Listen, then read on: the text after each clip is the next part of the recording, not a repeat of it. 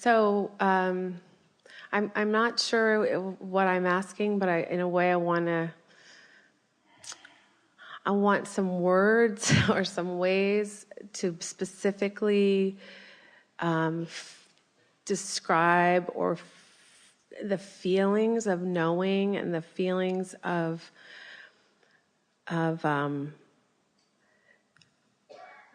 if I start to just, if I feel my alignment, a lot of times I can't really look at what is around me because that'll just take me out of alignment. The thing that's interesting is that take a word like love and feel it for a moment. Pick an object of attention, someone that's really easy to love. For many people it's a pet or a really small child. Pick something that's easy to love and just focus on it and let the feeling wash over you, but recognize the difference between feeling love and trying to articulate it. Mm-hmm. And we just want to say to you that often in the effort at articulating, you take yourself down a wild goose chase that you don't need to go down. So we're encouraging you to be less chatty unless the words are inspired. Don't try to talk, just talk when it feels like it. Now, having said that, this is really an important sort of excursion that you might not have seen coming, but we really want to talk about this. We want to talk about the word inspiration.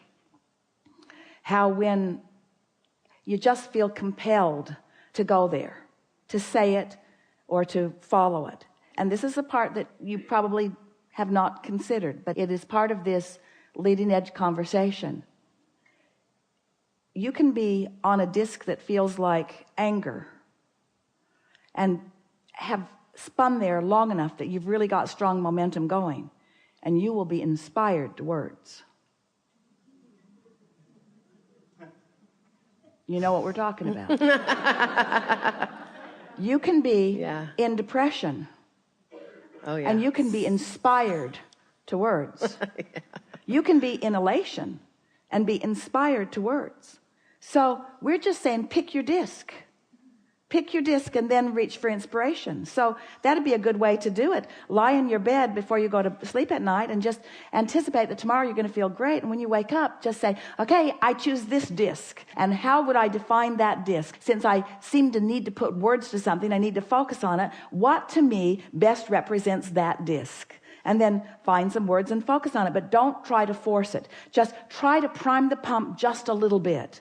And in that absence of resistance, the pump will be primed and the inspiration will begin to flow. And then if you've got a journal with you, Esther sat even before this gathering waiting for her cue of the music, and she is typing in her iPhone inspirational words that just cue her right there. Fun, always fun.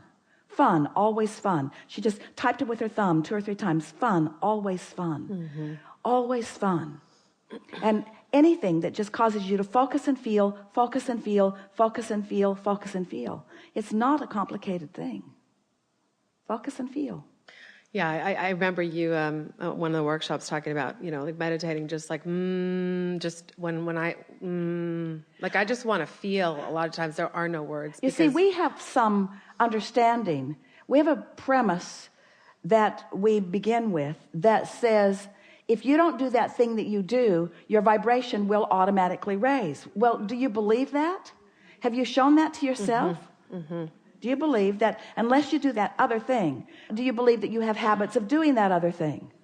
Do you believe that you can break those habits of doing that other thing? Mm-hmm. Can you use determination and not do that other thing? Yeah. No. You cannot use determination and not do that other thing, because the very determination to not do that other thing is doing that other thing. The determination to not do something is throwing gasoline on the fire. And so you've got to start in another place. That's why we call this the art of allowing. For a while we called it deliberate creation. and you just got freaky about it. So you get on a thought and go, try to suck it back. Try to suck it back before law of attraction got hold of it. Because law of attraction just began freaking you out. And so then we began explaining that step 1, you've already done. You've already asked. And step 2, source is already done. Now you got to do that chilling out part. Now you got to do that allowing part. Now you got to do that believing part. Now you got to do that expecting part. Now you got to do that easier part. You just cannot demand yourself into alignment. You can't punish yourself into alignment. You can't guilt yourself into alignment or anyone else. In other words, you love yourself into alignment. You put yourself in pause to get to alignment.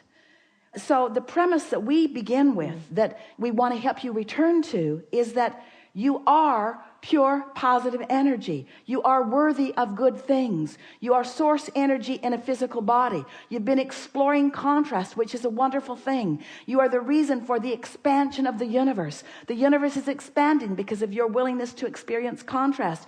You mean to have step 1 moments. We never want you to stop having step 1 moments, which means we never want you to stop dipping from that high-flying disc. We want you to have plenty of other exposure to plenty other life experiences on plenty other discs. We just want you to be aware of it when it's happening, and always know that you have the ability to choose, and that you've got resources and sources and forces of the universe that are working with you at all times.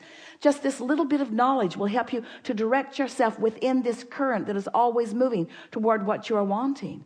We just want you to have more fun in it. We want it to stop being such a struggle for you. We want you to relax and go with the flow, with the natural flow of your natural well-being, you see. We want you to understand that when you apply effort, just the very feeling of effort, think about effort. You know what effort is about? Effort is having chosen a lower disc and trying to get results on a higher disc. So you effort in order to make the difference. And there's not enough action in the world to make up for that vibrational difference. Doesn't it seem prudent to just pick higher discs?